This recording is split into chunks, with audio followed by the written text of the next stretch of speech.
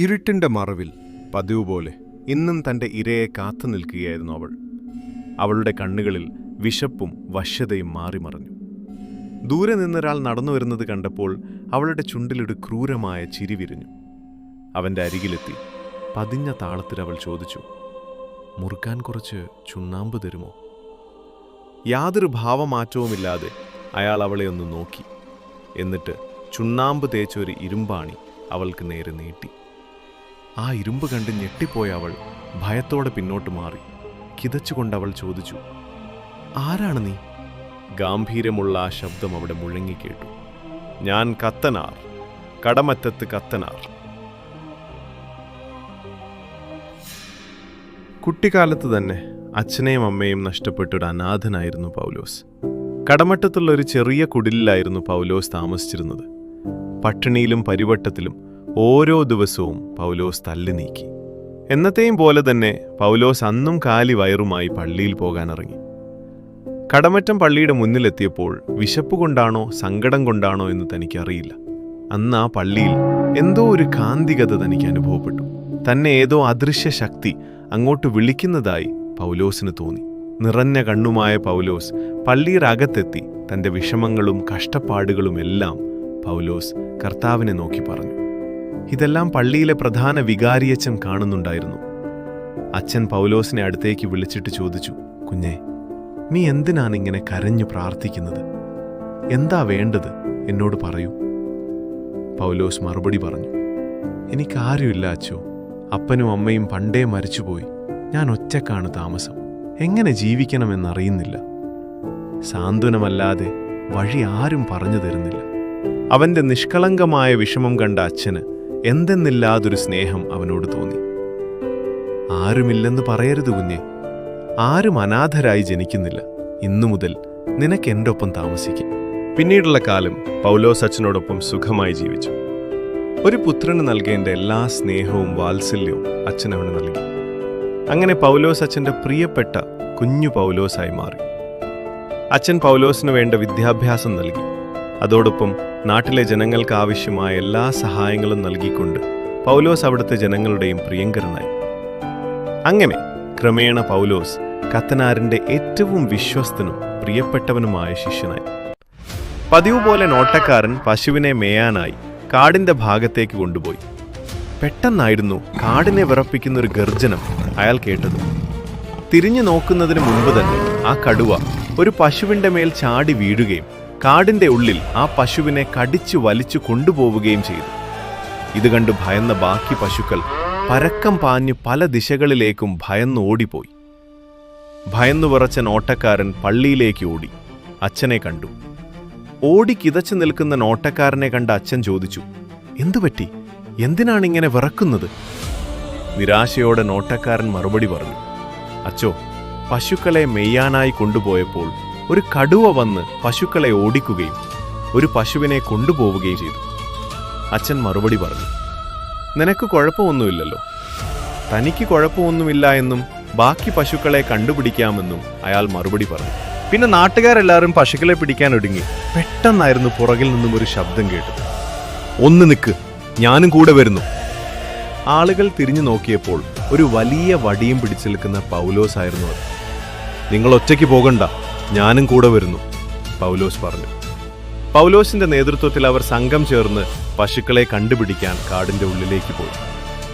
നേരം ഇരുടായിട്ടും ഒരു പശുവിനെ പോലും കണ്ടുപിടിക്കാൻ പറ്റാത്ത നിരാശയിൽ അവർ തിരിച്ചു പള്ളിയിലേക്ക് പോകാൻ തുടങ്ങി. പള്ളിയിലെത്തിയപ്പോഴാണ് അവർ ആ കാഴ്ച കണ്ടത്. പോയ പശുക്കളെല്ലാം തിരിച്ചെത്തിയിരിക്കുന്നു. എന്നാൽ അച്ഛൻ ഭയത്തോടെ അവരോട് ചോദിച്ചു, കുഞ്ഞു പൗലോസ് എവിടെ? അപ്പോഴായിരുന്നു പൗലോസ് തങ്ങളുടെ കൂടെ എത്തിയിട്ടില്ല എന്ന് ആളുകൾ മനസ്സിലാക്കിയത്. എന്നാൽ ഇത്രയും ധൈര്യവും കരുത്തുമുള്ള പൗലോസിന് ഒന്നും സംഭവിക്കില്ല എന്നും അവൻ തിരിച്ചു വരുമെന്നും അച്ഛനോട് അവർ പറഞ്ഞു. മനസ്സില്ലാ മനസ്സോടെ അച്ഛൻ സമ്മതിച്ചു. അന്നത്തെ രാത്രി അച്ഛൻ ഭക്ഷണം കഴിച്ചില്ല. രാവിലെ കുഞ്ഞു പൗലോസ് എത്തുമെന്ന് വിശ്വസിച്ച് അച്ഛൻ ആ ദിവസം തല്ലി നീക്കി. എന്നാൽ നേരം വെളുത്തിട്ടും പൗലോസ് അവിടെ എത്തിയില്ല. ദിവസങ്ങൾ കടന്നുപോയി. പൗലോസ് എത്താത്തത് കണ്ട് പിന്നീട് പൗലോസ് മരിച്ചു എന്ന് അവർ ഉറപ്പിച്ചു. പശുക്കളെ തിരയുന്ന തിരക്കിൽ നേരം ഇരുട്ടിയത് പൗലോസ് അറിഞ്ഞില്ല. കുറെ നടന്നതിന് ശേഷം പൗലോസ് തിരിച്ചു പോകാമെന്ന് തീരുമാനിച്ചു. അങ്ങനെ പൗലോസ് തിരിഞ്ഞു നടന്നു. എന്നാൽ കുറച്ചു ദൂരം മുന്നോട്ട് പോയപ്പോൾ താൻ വന്ന വഴിയല്ല ഇതെന്ന് പൗലോസിന് മനസ്സിലായി. ചുറ്റും നോക്കിയപ്പോൾ തനിക്ക് വഴി തെറ്റിയതാണെന്ന് തിരിച്ചറിഞ്ഞു. ആ ഇരുട്ടിൽ ഇനി എന്ത് ചെയ്യുമെന്ന് പൗലോസ് ആലോചിച്ചു നിൽക്കുമ്പോൾ പെട്ടെന്ന് ഒരു വിചിത്ര രൂപം പൗലോസിനെ പിടികൂടി തോളത്തിട്ടു. തന്നെക്കാൾ കരുത്തനായ ഒരാളാണ് അതെന്ന് മനസ്സിലാക്കിയ പൗലോസ് എന്ത് ചെയ്യണമെന്നറിയാതെ ആ തോളിൽ തന്നെ കിടന്നു. പിന്നീട് കണ്ണു തുറന്നു നോക്കുമ്പോൾ പൗലോസ് ഒരു വലിയ ഗുഹയ്ക്കുള്ളിലായിരുന്നു. വലിയ വിസ്താരമുള്ള ആ ഗുഹയിൽ ധാരാളം വിളക്കുകൾ കൊടുത്തുവെച്ചിരുന്നു. ആ വെളിച്ചത്തിൽ ഗുഹ മുഴുവൻ പ്രകാശിച്ചു നിൽക്കുന്നു. തന്നെ പിടിച്ചുകൊണ്ടുവന്ന ആളെപ്പോലെ വേറെയും ഒരുപാട് പേർ അവിടെ പൗലോസിനെ കാത്തുനിൽപ്പുണ്ടായിരുന്നു. അവരെല്ലാം അർദ്ധനഗ്നരായിരുന്നു. അവരുടെ ആർപ്പുവിളികൾ കേട്ടപ്പോൾ താൻ അവരുടെ ഇന്നത്തെ ഇരയാണെന്ന് പൗലോസിന് മനസ്സിലായി. പൗലോസ് മനസ്സിൽ പ്രാർത്ഥിച്ചു, ദൈവമേ, എങ്ങനെയെങ്കിലും ഇവിടെ നിന്നും രക്ഷിക്കണം. ആ രൂപം പൗലോസിനെ അവരുടെ മൂപ്പന്റെ മുന്നിൽ കൊണ്ടുപോയിട്ടു. എന്നിട്ട് ആ രൂപം അവരുടെ ഭാഷയിൽ എന്തോ പറഞ്ഞു. അത് കേട്ട് ബാക്കിയുള്ളവർ ആർപ്പു വിളിക്കാൻ തുടങ്ങിയെങ്കിലും മൂപ്പൻ കൈ ഉയർത്തിയപ്പോൾ എല്ലാവരും നിശബ്ദരായി. എന്നിട്ട് പൗലോസിന്റെ മുഖത്തേക്ക് നോക്കി മൂപ്പൻ ചോദിച്ചു, ആരാണ് നീ? എന്തിനാണിവിടെ വന്നത്? അയാൾക്ക് തന്നെ ഭാഷ അറിയാമെന്ന് കണ്ടപ്പോൾ പൗലോസിന് അല്പം സമാധാനമായി. അവൻ മറുപടി പറഞ്ഞു, എൻ്റെ പശുക്കളെ തേടി വന്നതായിരുന്നു ഞാൻ. വഴിതെറ്റിപ്പോയി. കൂടെയുള്ളവരെ ആരെയും കാണുന്നില്ല. മൂപ്പൻ പറഞ്ഞു, ഞാൻ ഈ കാടിൻ്റെ മൂപ്പനാണ്. നിന്നെ ഇങ്ങോട്ട് കൊണ്ടുവന്നത് എൻ്റെ ആളുകളാണ്. സാധാരണയായി ഇവിടെ ആരെ കൊണ്ടുവന്നാലും ഒന്നുകിൽ അവർ ഞങ്ങളുടെ ഭക്ഷണമാകും, അല്ലെങ്കിൽ ഞങ്ങളുടെ കൂടെ കൂടണം. നിനക്കിതിലൊന്ന് തീരുമാനിക്കാം. പൗലോസ് ഭയത്തോടെ മറുപടി പറഞ്ഞു, അയ്യോ, അങ്ങനെ പറയരുത്. നാട്ടിൽ എന്നെയും കാത്ത് കുറേ ആളുകളുണ്ട്. ദയവ് ചെയ്ത് എന്നെ വെറുതെ വിടണം. മൂപ്പൻ മറുപടി നൽകി, നിനക്ക് വേണമെങ്കിൽ ഇപ്പോൾ ഇവിടുന്ന് പോകാം. പക്ഷേ നിന്നെ ഭക്ഷണമാക്കാൻ കാത്തിരിക്കുന്നവർ നിനക്ക് ചുറ്റുമുണ്ട്. അതല്ലെങ്കിൽ നിനക്ക് ഞങ്ങളുടെ കൂടെ ജീവിക്കാം. നിനക്ക് വേണ്ട എല്ലാ സൗകര്യങ്ങളും ഞാൻ നൽകാം. ഇതിലൊന്ന് നീ തീരുമാനിക്കുക. മറ്റൊരു വഴിയുമില്ലാത്തതിനാൽ പൗലോസ് പറഞ്ഞു, ഞാൻ നിങ്ങളുടെ കൂടെ നിൽക്കാം. എന്നെ കൊല്ലാതെ വിട്ടതിന് നന്ദി. മൂപ്പന്റെ അടുത്ത് ഇതിനു മുൻപും പൗലോസിനെ പോലെ ഒരുപാട് പേർ വന്നിട്ടുണ്ട്. അവരിൽ പലരെയും അവർ കൊന്നിട്ടുമുണ്ട്. എന്നാൽ അവരിൽ നിന്നൊന്നും ലഭിക്കാത്ത ഒരു ബഹുമാനം മൂപ്പൻ പൗലോസിൽ കണ്ടു. മൂപ്പൻ ഒരു ശിഷ്യനോടുള്ള സ്നേഹം പൗലോസിനോട് തോന്നി. മൂപ്പൻ പറഞ്ഞു, നിനക്കിനി ഞങ്ങളുടെ ഒപ്പം കഴിയാം. നിനക്ക് വേണ്ടതെല്ലാം ഞാൻ ചെയ്തു തരാം. എൻ്റെ ഒരു ശിഷ്യനെ പോലെ നീ ഇവിടെ കഴിഞ്ഞോളൂ. ഞങ്ങളുടെ പുരാതനമായ അടവുകളും മന്ത്രവിദ്യകളും ഞാൻ നിനക്ക് പഠിപ്പിച്ചു തരാം. ഒപ്പം ഇവിടുത്തെ ഭാഷയും. ഇതിന് നിനക്ക് സമ്മതമല്ലേ? പൗലോസ് പകുതി മനസ്സോടെ സമ്മതിച്ചു. മൂപ്പൻ കൂട്ടിച്ചേർത്തു, ഇനി നീ ഇവിടെ താമസിക്കുമ്പോൾ ഇവിടുത്തുകാർ ധരിക്കുന്നത് പോലുള്ള വസ്ത്രങ്ങൾ ധരിക്കണം. വേറെ വഴിയൊന്നുമില്ലാത്തതിനാൽ പൗലോസ് അതിനും സമ്മതം മൂളി. വർഷങ്ങൾ കടന്നുപോയി. മൂപ്പന് പൗലോസിനോടുള്ള സ്നേഹം വർദ്ധിച്ചുകൊണ്ടേയിരുന്നു. അങ്ങനെ 12 വർഷങ്ങൾ കഴിഞ്ഞു. ഈ കാലയളവിൽ മൂപ്പൻ തൻ്റെ എല്ലാ മന്ത്രതന്ത്രങ്ങളും പൗലോസിനെ പഠിപ്പിച്ചു കഴിഞ്ഞിരുന്നു. മറ്റുള്ള ശിഷ്യന്മാരെക്കാൾ വേഗത്തിൽ പൗലോസ് എല്ലാം ആഴത്തിൽ പഠിച്ചെടുത്തു. പൗലോസ് മൂപ്പന്റെ ഒരു അംശമായും മൂപ്പൻ പൗലോസിന്റെ വഴികാട്ടിയായും മാറി. കാലം ചെല്ലുന്തോറും പൗലോസിനോടുള്ള അടുപ്പം കാരണം അവനെ നഷ്ടപ്പെടുമോ എന്ന ഭയം മൂപ്പനെ പിടികൂടി. താൻ പഠിപ്പിച്ച വിദ്യകൾ വെച്ച് പൗലോസിന് നിസ്സാരമായി അവിടെ നിന്നും രക്ഷപ്പെടാമെന്ന് മൂപ്പൻ അറിയാമായിരുന്നു. അതിനാൽ പൗലോസിനെ നിരീക്ഷിക്കാൻ മൂപ്പൻ കടുത്ത കാവലേർപ്പെടുത്തി. അവിടെ നിന്നും പോകണമെന്ന് പൗലോസിനും ആഗ്രഹമുണ്ടായിരുന്നു. എന്നാൽ തന്നെ വിശ്വസിച്ച ഗുരുവിനോട് കാണിക്കുന്ന നീതികേടായിരിക്കും അതെന്ന് കരുതി അവൻ അതിന് മുതിർന്നില്ല. എങ്കിലും പഴയ വികാരിയച്ഛൻ്റെ ഓർമ്മകൾ പൗലോസിന്റെ മനസ്സിൽ എന്നും മായാതെ നിന്നു. ക്രമേണ പൗലോസിന് ഭക്ഷണത്തോടും മറ്റു കാര്യങ്ങളോടും താൽപ്പര്യമില്ലാതായി. പൗലോസിന്റെ ഈ മാറ്റം മൂപ്പൻ ശ്രദ്ധിച്ചു. ഒരിക്കൽ മൂപ്പൻ പൗലോസിനെ അടുത്ത് വിളിച്ച് ശാന്തമായി ചോദിച്ചു, മകനെ, നിനക്കെന്തു പറ്റി? എന്താണ് നിന്റെ സങ്കടം? ആരെങ്കിലും നിന്നെ വേദനിപ്പിച്ചോ? പൗലോസ് താഴ്മയോടെ മറുപടി പറഞ്ഞു, ഒന്നുമില്ല ഗുരുവേ. മൂപ്പൻ പറഞ്ഞു, നീ ഇവിടെ വന്നിട്ടിപ്പോൾ 12 വർഷം തികയുന്നു. എന്റെ ജീവിതത്തിൽ മറ്റൊരു ശിഷ്യനെയും ഞാൻ നിന്നെപ്പോലെ സ്നേഹിച്ചിട്ടില്ല.